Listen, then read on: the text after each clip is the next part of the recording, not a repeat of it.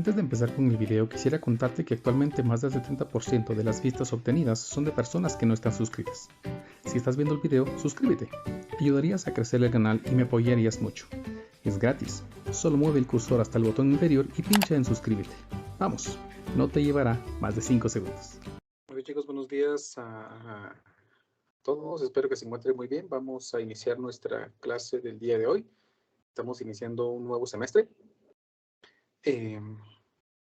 Pues mi nombre es Ernesto Aguilar. Les voy a dar el curso de Física 2 en la sección B, que se impartirá en el horario de 9:40 a 10:30. Quisiera mostrarles que decirles que el programa del curso ya está colgado en la página de ingeniería. Ya lo pueden descargar de allí del sistema. No tenemos acceso todavía a un Moodle. Esperemos que en los próximos días tengamos acceso para que pueda compartirles mayor información que quisiera que ustedes tuvieran. Les voy a compartir información como la planificación del curso, es decir, qué temas vamos a trabajar, qué días hay exámenes y demás información. También les voy a colgar los enlaces para la bibliografía que voy a utilizar para que también la tengan por allí. Y vamos a estar trabajando cierta cantidad de hojas de trabajo y tareas durante todo el semestre para ir acumulando zona. Entonces, pues este es el contenido del curso. Pues, les voy a compartir esta información cuando sea posible. Iniciamos el 13 de julio, o sea, hoy, y culminaremos nuestro contenido del curso el 4 de noviembre del 2022. Esperaríamos llegar hasta el 4 de noviembre para culminar nuestro curso completamente. En esta planificación, pues les muestro qué días hay actividades, qué días tenemos pruebas parciales, qué días tenemos feriados también, por supuesto, para que ustedes lo tomen en cuenta y si desean, pues puedan ir adelantándolos o leyendo un poquito sobre los contenidos del curso para que no estén tan perdidos en el momento en el que a mí me toque impartir la clase. Entonces, vamos a iniciar hoy que es el 13 de julio del 2022. Y entonces el curso se llama Física 2 en la sección B.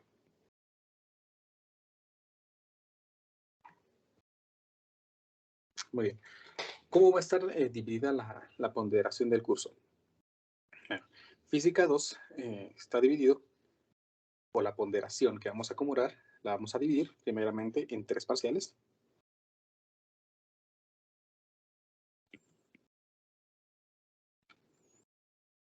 De 13 puntos cada uno.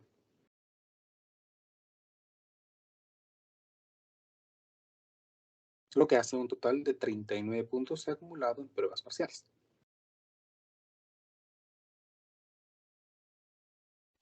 Vamos a tener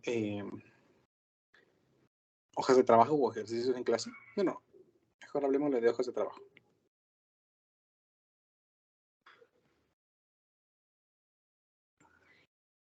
Que van a tener una ponderación total de 11 puntos.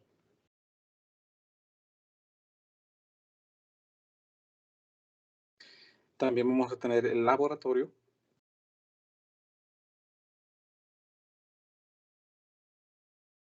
Con un total de 20 puntos.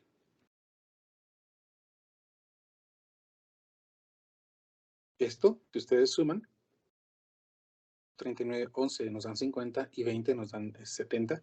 Esta es la zona máxima que podemos acumular. 70 puntos.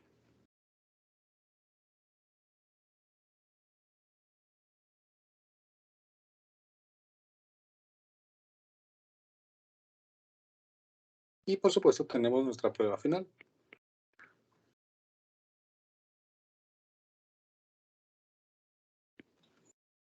Con un total de 30 puntos. Lo que hace un total de 100 puntos. Que es la nota máxima de aprobación.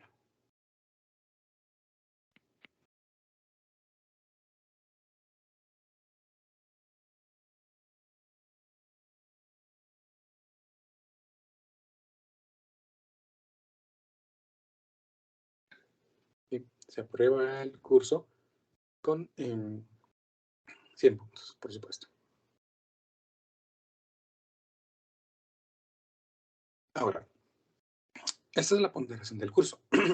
También vamos a tener aquí puntos extras. ¿Cuáles son esos puntos extras? Los puntos extras serían aquellos que nosotros podemos acumular realizando ciertas actividades dentro del aula. Por ejemplo, participación en clase,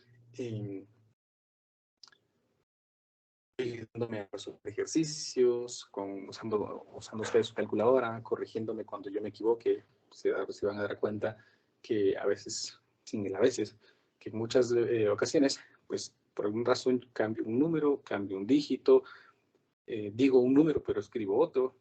Entonces esos errores, pues en algún momento me pueden ocasionar que el problema no me salga. Entonces me voy a poner a pensar dónde está mi error. Si ustedes notan que yo he cometido un error, pues sin ninguna pena, ustedes activan su micrófono y me dicen, mire, se confundió, este no era 8, o este era 18, o mire, ahí puso más y era menos, o mire, aquí creo que el resultado que usted hizo no es correcto.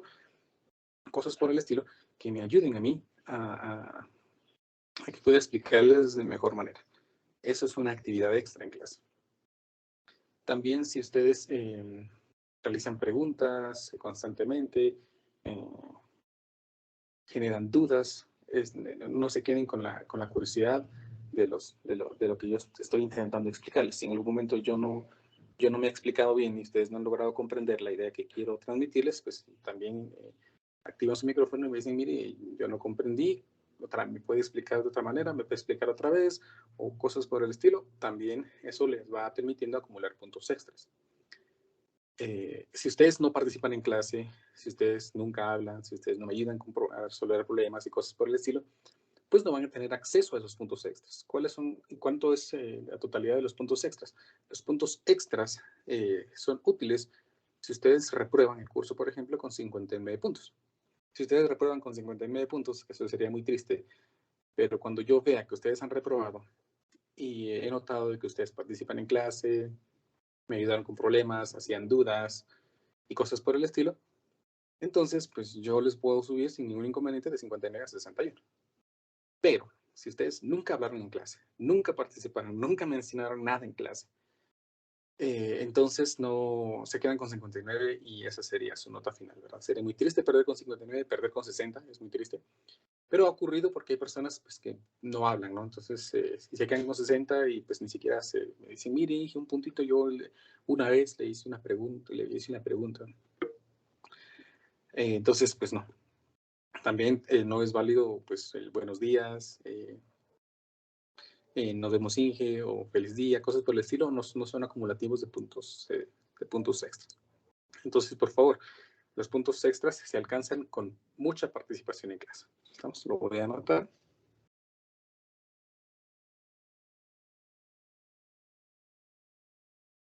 Los puntos extras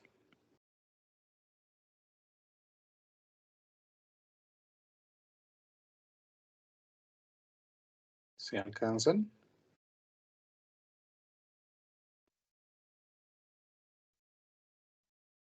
con mucha participación en clase.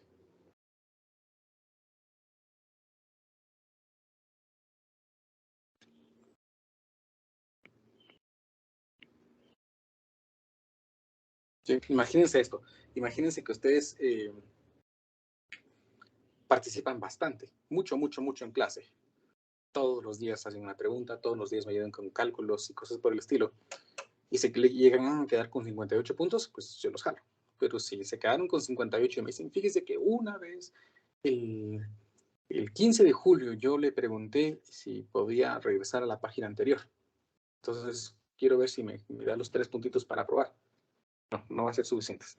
Mientras más participen, más oportunidades tienen de ganar, sería la publicidad de los comerciales, ¿no?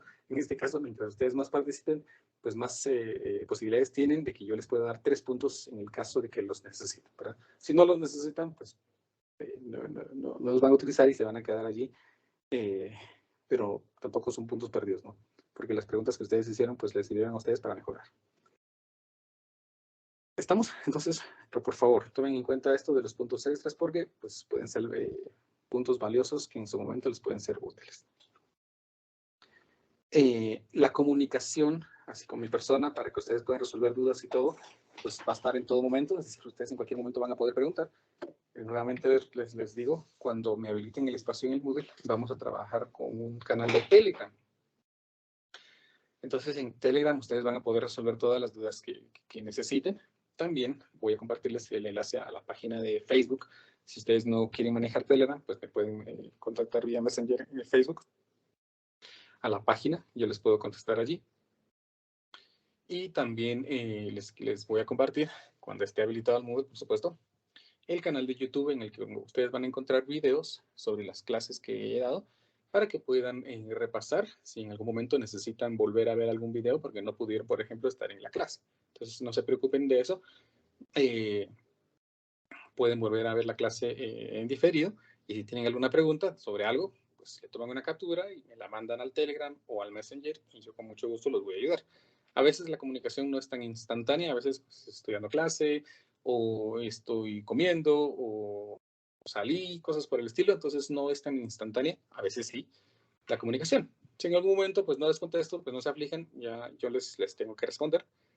Si no les respondo, pues vuelven a preguntar, ¿no? Ya pasan 4 o 5 horas y no lo respondo, pues ustedes pueden volver a hacer su pregunta sin ningún inconveniente, porque a veces, esto suele suceder mucho, yo veo el mensaje, por ejemplo, si alguien me mandara un mensaje ahorita, yo lo miraría, y porque tengo el celular aquí a la vista, y lo pongo por acá, pero ya vi el mensaje, entonces ya no tengo la notificación allí de que hay un mensaje, y puedo olvidar. Suele suceder. Muy bien, entonces, por favor, tomar en cuenta esa información. Espero que pronto lo activen en el Moodle para que pueda compartirles esa información. Los días de clases son los días lunes, miércoles y viernes. Pues las clases son lunes, miércoles y viernes, por favor, tomen en cuenta eso. Los laboratorios se van a impartir únicamente los días martes. Todas nuestras prácticas, por favor, vean, todas nuestras prácticas se van a realizar los días martes, a excepción de esta semana, que por supuesto, como empezamos hoy miércoles, pues mañana, jueves, tenemos actividad de laboratorio. Creo que en el horario, no sé si lo corrigieron, yo hablé con el ingeniero Rivera y me comentaba de que el horario de laboratorio de Física 2, sección B, pues también va a ser por la mañana. Entonces, esto también lo voy a anotar por acá.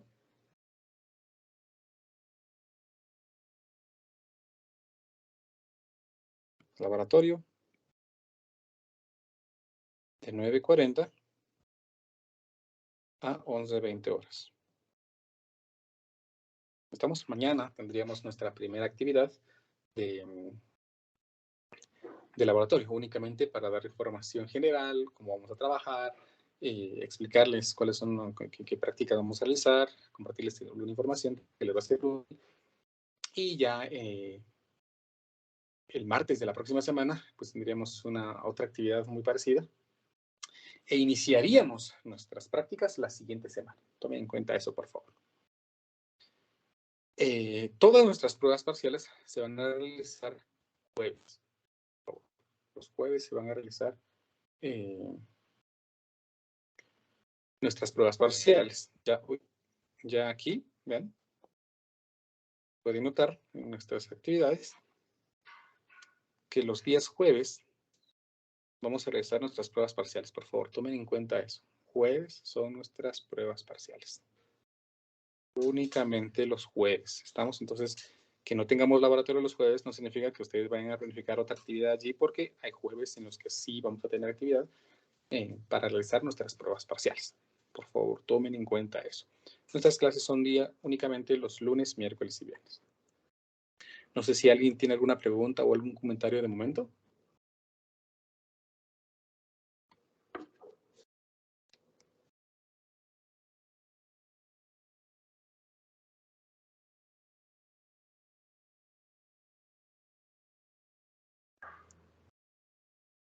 Muy bien. Entonces, ahora sí, ya dando esta información inicial, pues quiero mostrarles que ya hoy, 13 de julio, damos inicio entonces a nuestro contenido de curso. 13 de julio del 2022, trabajamos con la presentación del curso y iniciamos con un pequeño tema ya del contenido del curso. ¿Sí? La carga eléctrica, conductores y aislantes. Entonces, iniciamos nuestro curso. El curso de Física 2 estudia todas las teorías o bueno, damos inicio a las teorías del electromagnetismo.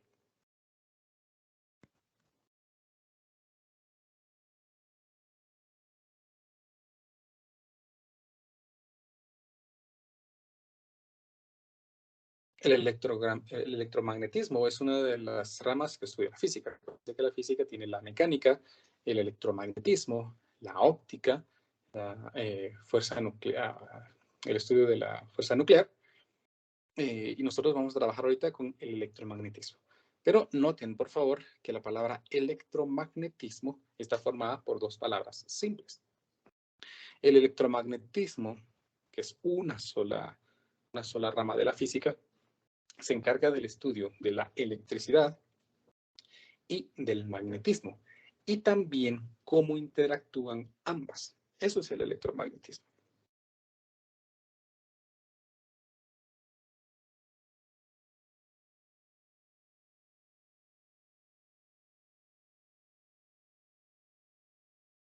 Estudio de la electricidad y el magnetismo.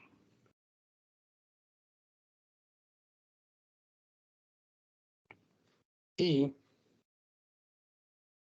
la interrelación entre ambas.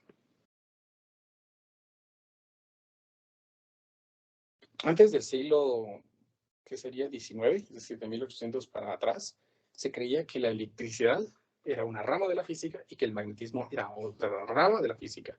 Y que la electricidad y el magnetismo pues, no tenían nada en común.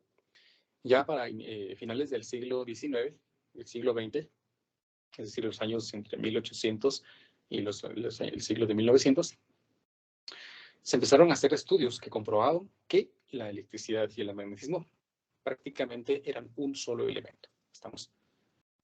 Imagínense esto, ¿no? Es como ustedes están ahorita utilizando un dispositivo que utiliza electricidad, tal vez posiblemente tengan un foco encendido, su computadora encendida, cosas por el estilo que consumen electricidad. Y por allí tal vez puedan tener un imán. Entonces la pregunta es, ¿cómo un imán está relacionado con la electricidad? Y viceversa, ¿cómo la electricidad está relacionado con el imán? Pues eso es lo que voy a tratar yo de explicarles a lo largo de este curso. Iniciando primero en el estudio de la electricidad. Entonces empezaríamos a trabajar hoy con el tema de electricidad.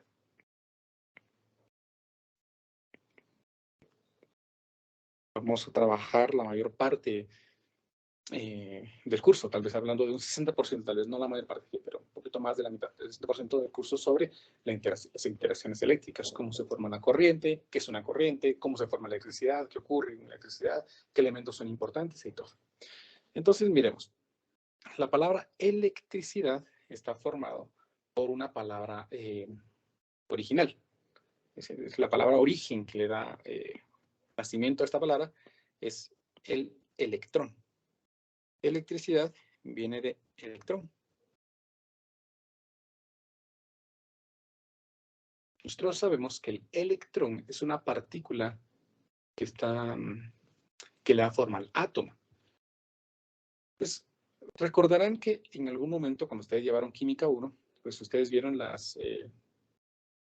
¿cuál es la palabra esta? Los modelos atómicos, es decir, cómo está conformado un átomo. Y algunas veces pues se da una idea de cómo está conformado. Cada idea es un poco más compleja y la actual es muy, muy compleja. Pero pues para fines prácticos, para fines didácticos, nosotros podríamos suponer que un electrón es un núcleo. Vamos a dibujar aquí algo. Pónganse que esto es un núcleo. Y que alrededor tiene un conjunto de partículas que lo orbitan, es decir, siguen una trayectoria alrededor de él.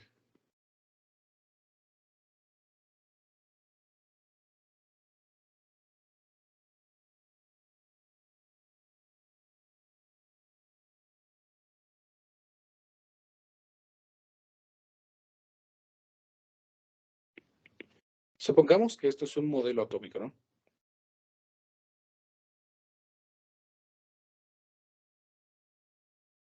Modelo atómico se hace referencia a la idea de pues, cómo posiblemente es un átomo, ¿sí? Entonces, supónganse que un átomo es más o menos algo así. La idea de lo que es un átomo es muchísimo más compleja. Está formado por orbitales y los saltos de los orbitales y todo eso, ¿no? La idea es muchísimo más compleja. Bueno, ¿pero qué tiene que ver el electrón aquí? Pues resulta que el electrón es uno de los elementos que conforman el átomo. Recordarán que los elementos que están orbitando a ese núcleo del átomo es el electrón. El núcleo del átomo o el centro del átomo está formado por protones y por neutrones.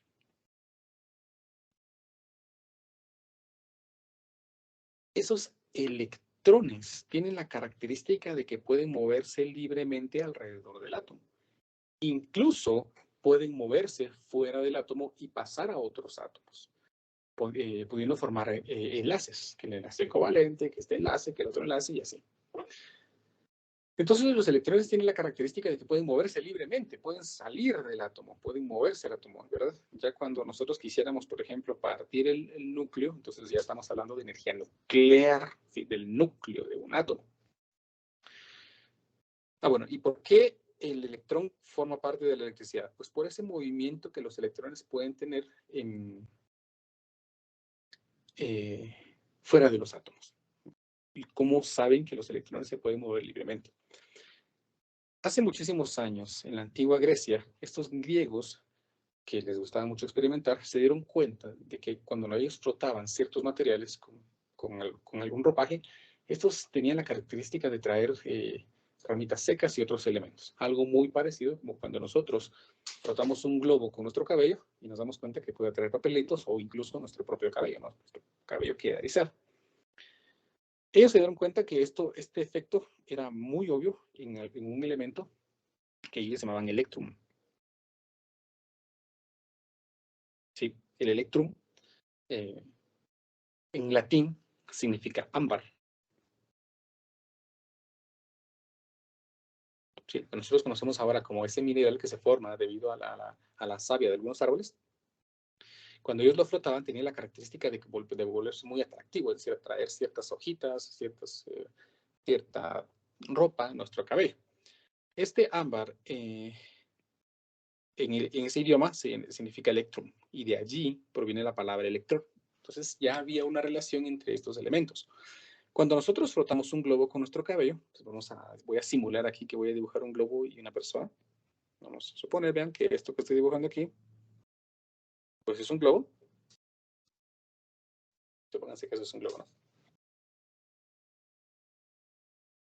Y supongan que por aquí,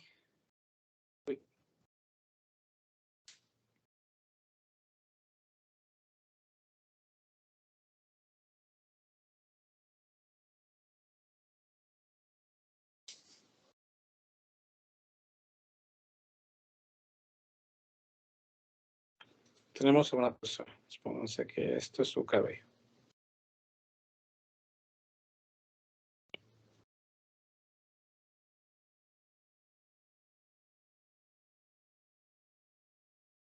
Supónganse que esa es una persona, ¿no? Pensemos que nosotros vamos a tomar este globo y lo vamos a frotar en el cabello de esta persona. Al frotarlo, aquí ocurre un fenómeno físico. Los fenómenos físicos son aquellos que no afectan la esencia de un objeto, ¿sí? Aparte de los fenómenos químicos, ¿no? Eso sí afectan. Por ejemplo, quemar un trozo de madera, ¿no? Eso es un cambio químico que ha sufrido un material, no es un cambio físico. Cuando nosotros frotamos nuestro cabello con el globo, pues hubo un intercambio de esas partículas de electrones. Todos los elementos están formados por átomos, ¿verdad? En el que no se los mencioné aquí, pero disculpen ustedes. Se supone que el electrón tiene algo que llamamos una carga negativa.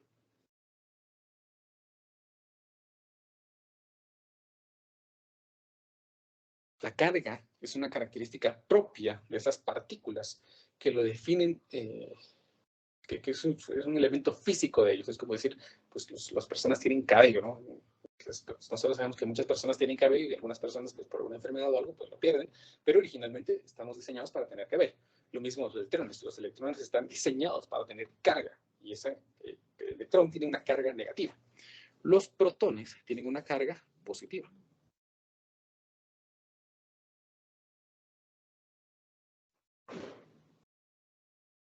Y los neutrones carecen de carga.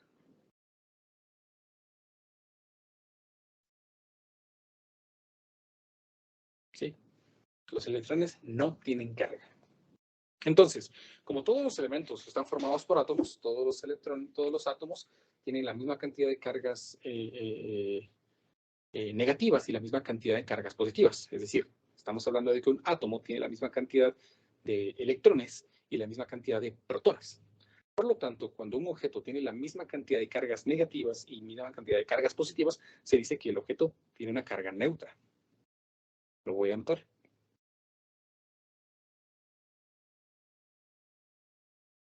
Cuando un objeto tiene una carga neutra, no significa que no tenga ni electrones ni protones, sino significa que tiene la misma cantidad de carga negativa que la carga positiva.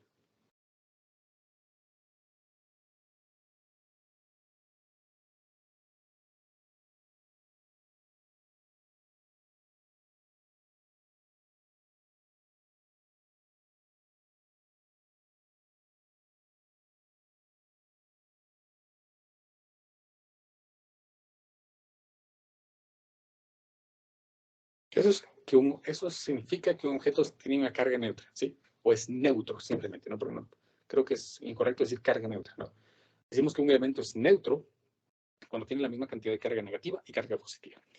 Entonces, originalmente, el globo es neutro, es decir, tiene la misma cantidad de carga positiva, entonces supongamos que estos más que estoy dibujando aquí, pues hace referencia a una carga positiva, y estos menos que estoy dibujando aquí hacen referencia a una carga negativa. Si nosotros contamos, vean, 1, 2, 3, 4, 5, 1, 2, 3, 4, 5, tenemos 5 cargas positivas y 5 cargas negativas. Esto es ficticio, ¿verdad? No es que los globos tengan únicamente 5 cargas positivas y 5 cargas negativas. Estoy aquí asumiendo de que este globo, pues únicamente nosotros podemos ver estos 5 cargas positivas y 5 cargas negativas. Lo mismo pasa con nuestro cabello. Nuestro cabello, vamos a usar aquí, tiene aquí, pues, supónganse, 5 cargas positivas y 5 cargas negativas. Ahí está. Cuando nosotros tomamos el globo, entonces, a ver, vamos a dar vuelta, ahí está. Cuando nosotros tomamos este globo y lo frotamos con nuestro cabello, ese frotamiento hace que nosotros tengamos un intercambio de cargas, principalmente de electrones, que son esos elementos que pueden moverse libremente dentro de un átomo. Nosotros frotamos este globo en el cabello y entonces el globo ha podido tener ahora más electrones generados de la sedencia de electrones del cabello de esta persona. Por lo tanto, este globo posiblemente ahora pues tenga 2 cargas más. Y vamos a ver, esta persona ha perdido esas cargas. Solo me confirman si ven mi pantalla todavía, por favor.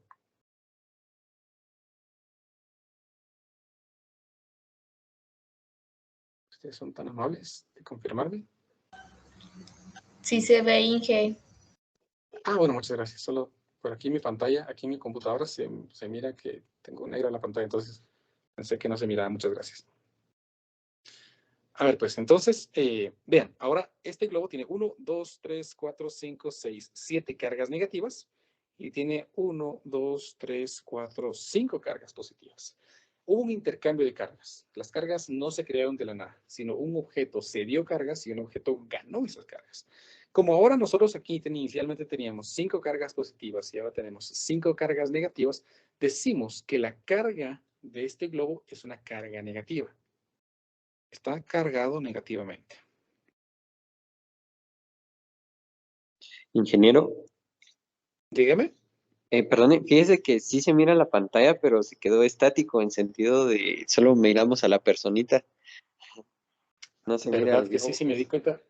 Ajá. Déjeme restablecer todo. Gracias, muy amable. Muy bien.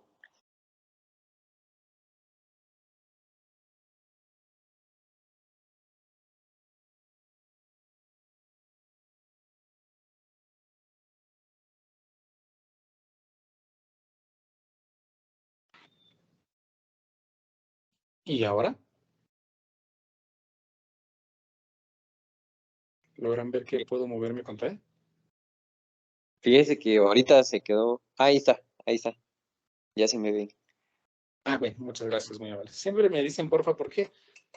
Teams me ha estado dando este problema ya de hace unos días, como que se queda trabada la pantalla. A ver, pues, siempre me dicen si se queda congelada o algo más. Ah, bueno, entonces, vean, pues, este globo, como ahora tiene 7 cargas negativas y 5 cargas positivas, está cargado negativamente.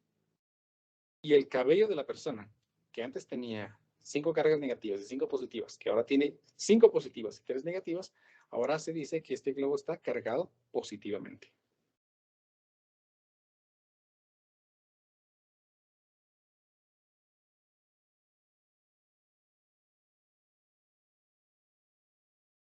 ¿Estamos? Entonces un objeto se logra cargar si tiene más cargas negativas. Bueno, un objeto se carga negativamente si logra obtener más cargas negativas. Y un objeto se carga positivamente si logra perder cargas negativas. Entonces, ojo con esto, por favor, porque los electrones son los que se mueven, no se mueven los protones. Las cargas positivas siempre van a quedarse donde están. Entonces, los electrones son libremente en moverse. ¿Me explico con esta parte? ¿Alguna pregunta?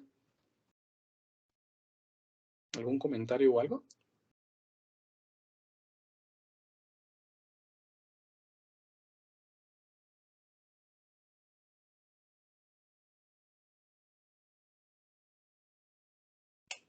Muy bien, sigamos entonces. Los materiales se comportan de diferente manera cuando son cargados. Dependiendo del tipo de material que sea, nosotros vamos a poder definir cuál es el comportamiento de las cargas dentro de este. Entonces, vamos a trabajar ahorita la clasificación de materiales según la forma de manejar la carga.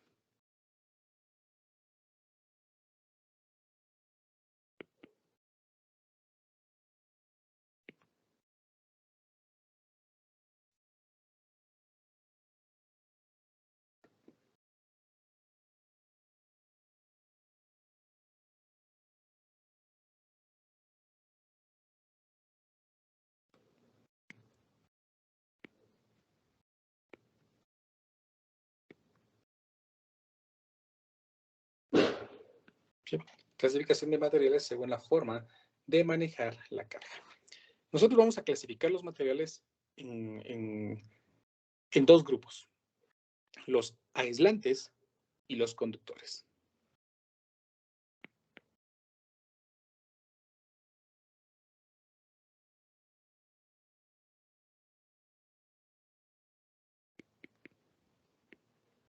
Y un extra, que serían los semiconductores.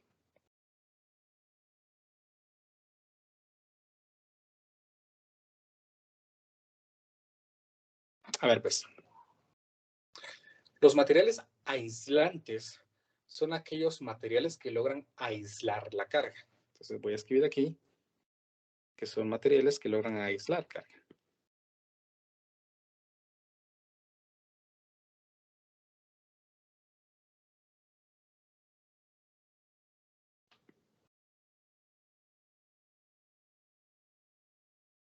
Recuérdense que la palabra aislar estuvo muy de moda ahorita con esto de esta lamentable enfermedad del COVID, cuando le decían, bueno, mire, aíslese, aíslese.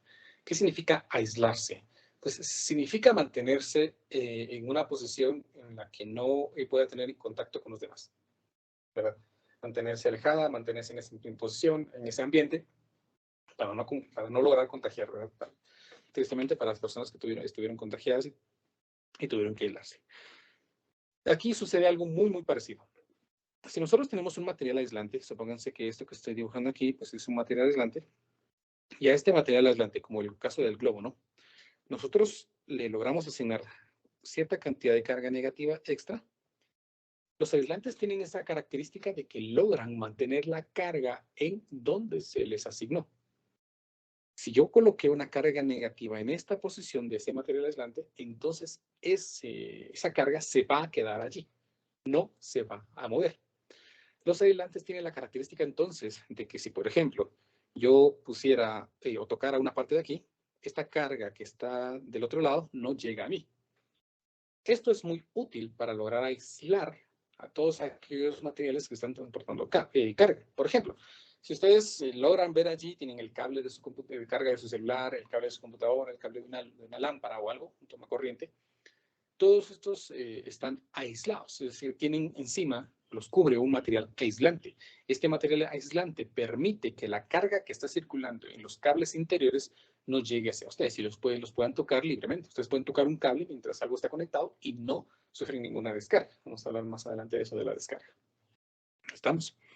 A eso entonces eso es lo que se le llama un material aislante. Tiene la característica de que deja la carga donde se encuentra.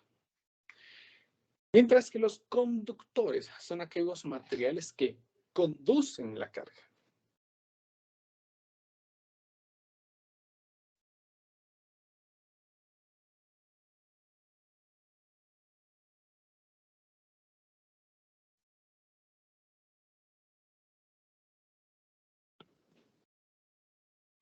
Esos materiales que conducen la carga generalmente son los metales. No estoy diciendo que todos los metales. Los metales tienen la característica de que en algunos de los casos son muy buenos conductores y otros no son muy buenos conductores. Es decir, pues no transmiten muy bien la carga, como que a los electrones les cuesta moverse dentro de ellos y no pueden permitir que la carga se mueva. Los conductores principalmente son aquellos materiales entonces metales. El cobre, por ejemplo, con el que está hecho muchos de los cables que nosotros utilizamos para conducir electricidad.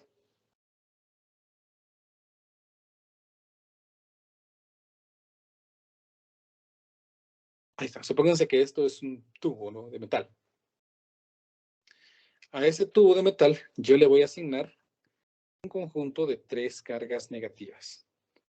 Pues resulta que estas cargas negativas dentro del metal se van a poder mover, van a poderse mover libremente. Si nosotros conectamos esto a algún otro elemento, por ejemplo, están ustedes aquí muy contentos y ponen la mano sobre esto, pues esta carga va a poderse mover libremente del cable hacia ustedes. Y el cable se va a descargar. Nosotros decimos que un objeto se descarga cuando pierde la carga en exceso que tiene. A eso se le llama una descarga. Voy a colocarlo por acá.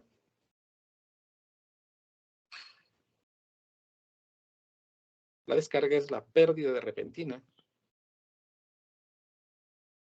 de cargas extras.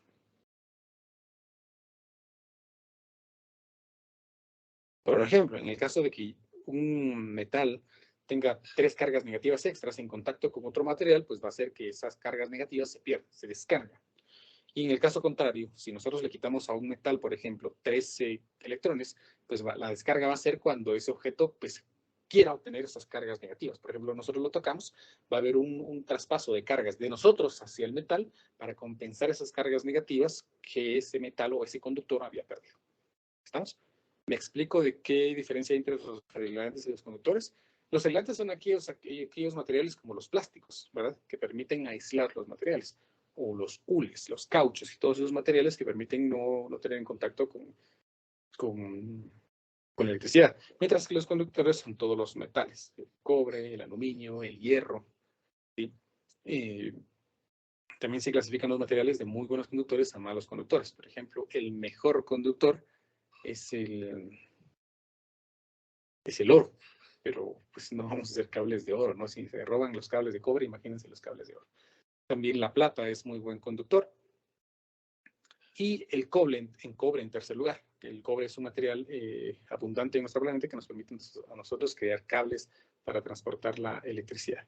Y tiene la característica de que nosotros podemos asignar corriente, pero en cargas en un lado, estas se mueven a lo largo del cable y llegan a otro lado. Es así como pueden llevar electricidad entonces a su computadora, a su celular, a la lámpara de su cuarto, a la televisión que tienen, cosas por el estilo, ¿verdad? Permiten conducir esas cargas y esas cargas son las que permiten generar la electricidad. ¿Estamos? Los semiconductores son aquellos materiales que se vuelven conductores bajo ciertas condiciones, ya sea de calor, de presión y cosas por el estilo. Por ejemplo, hay un experimento que hizo Marie Curie en el que ella podía generar bajo ciertas condiciones de calor que un metal que no era conductor pudiera ser conductor. decir, modificaba las características para poder hacer que los materiales fueran conductores. A eso se le llaman semiconductores. Hay que modificarles o bajo ciertas condiciones pueden transmitir la electricidad o las cargas y bajo ciertas condiciones no lo van a hacer. Entonces, por eso le llamamos semiconductores. Son conductores a medias. ¿Estamos? Vamos a trabajar principalmente con estas dos ideas, los materiales aislantes y los materiales conductores. ¿Estamos? Sí. Sigamos. Ya lo último antes de terminar. A lo que se llama cuantificación de carga.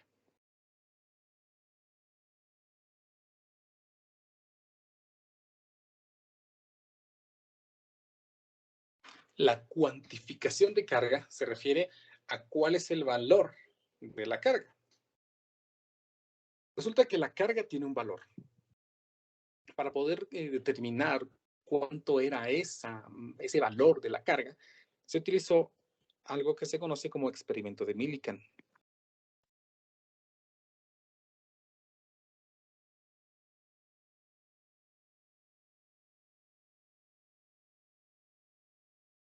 El experimento de Millikan consistía en tener una placa metálica,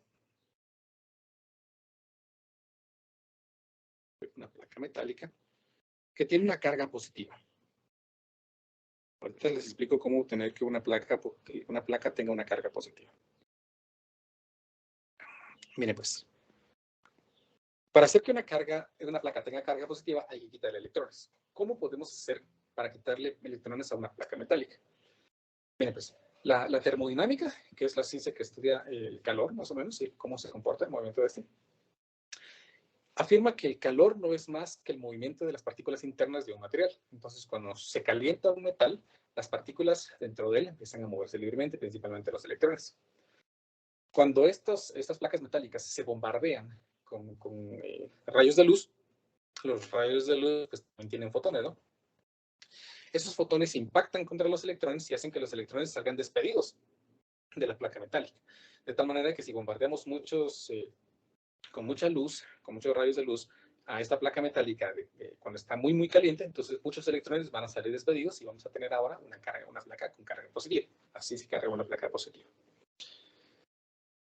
Y se coloca por aquí una gota de aceite, a la que también se le ha dado, por así decirlo, una carga positiva. Resultaba que cuando esta gota de aceite se colocaba sobre la placa de metal, esta podía flotar, ¿sí? Quedaba suspendida sobre la placa. Y dependiendo de la cantidad de electrones, ¿vean? De la cantidad de electrones que se lograran quitar de esa gota de aceite, esta gotita podía flotar más o menos, es decir, podía ser más pesada y seguir flotando, o podía ser menos pesada y no flotar, ¿verdad? Para lograr que flotara se tenía que quitar cierta cantidad de partículas con carga negativa, dependiendo de la masa, por supuesto, de esto. Noten, por favor, que eso está en equilibrio, ¿no? Pues tiene un peso para abajo y el peso hace que caiga. Pero hay una interacción eléctrica aquí que hace que esto se vaya para arriba. A eso le llamaron una fuerza eléctrica. Esta fuerza eléctrica dependía de la cantidad de cargas negativas que se quitaran, llegándose a la conclusión de que una carga negativa tenía aproximadamente un valor de Q, que vamos a representar para carga, de 1.602 por 10 a la menos 19. Ese es el valor que se le asignó a la carga eléctrica elemental. La unidad medida de la carga elemental es el coulomb. Su símbolo es la C, mayúscula. Coulomb. Bueno, no estoy seguro si es coulomb. Creo que sí, coulomb. El símbolo es la C mayúscula, por favor. C mayúscula. Coulomb. Ese es el símbolo de la carga eléctrica. ¿Sí? A este valor se le conoce como carga elemental.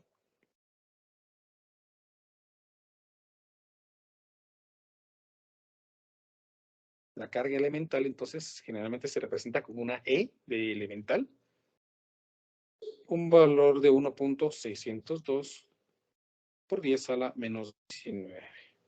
De esto, pues entonces se comprobó que la carga de un electrón es una carga negativa, con un valor de menos 1.602 por 10 a la menos 19. Entonces un electrón tiene el valor de la carga elemental negativa y un protón, de carga elemental elevado a la más, por así decirlo, se refiere a la carga de un protón con una carga positiva de 1.602 por 10 a la menos 19, ambos con carga Coulomb. Por favor, la carga elemental es 1.602. No hace referencia a la carga de un electrón. Si yo quiero hacer la carga de un electrón, pues es E menos, y si es carga de un protón, pues es E más. Ambos tienen una carga positiva. Entonces, en este experimento se comprobó que la carga total de esta gota de aceite dependía de la cantidad de cargas negativas o cargas positivas que tuviera. Y se comprobó que la carga de un objeto depende de la cantidad de partículas que tenga. Entonces, aquí vamos a hablar del número de partículas elementales multiplicado por la carga elemental. Esa es la cantidad de carga que un objeto puede tener. Número de cargas elementales.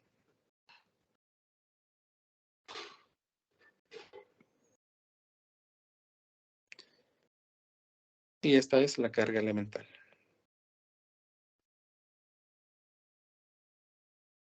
¿Sí? Entonces, para determinar la totalidad de carga que un objeto tiene, pues simplemente tengo que saber cuántas cargas elementales tiene y qué tipo de carga elemental es. Si es una carga negativa o es una carga positiva. Entonces, pues vamos a resolver así un ejemplo sencillito, rapidito, antes de que termine la clase.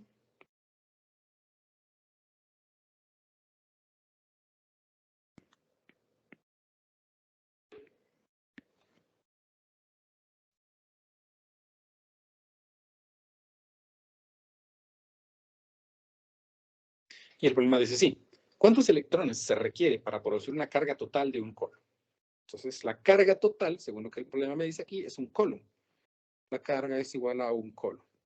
Y por supuesto, si son electrones, entonces esta carga tiene que ser negativa.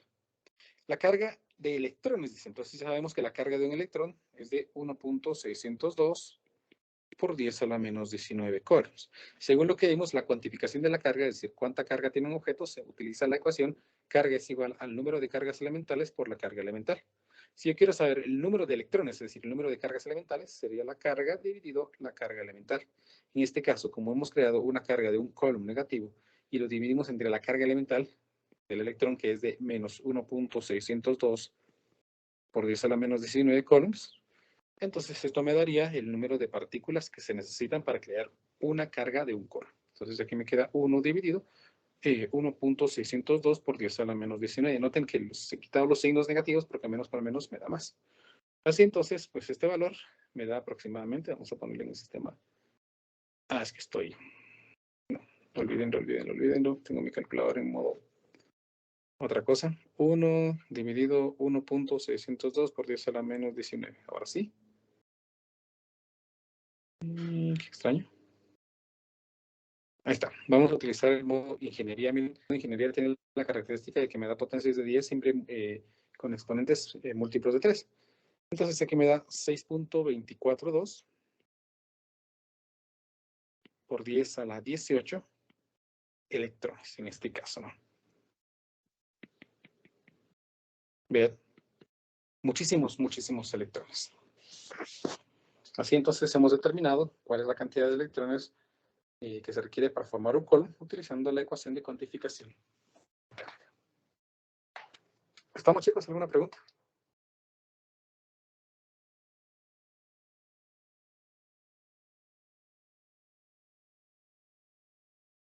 Muy bien, chicos, entonces esa sería la información que yo tendría el día de hoy para ustedes. Audio Jungle.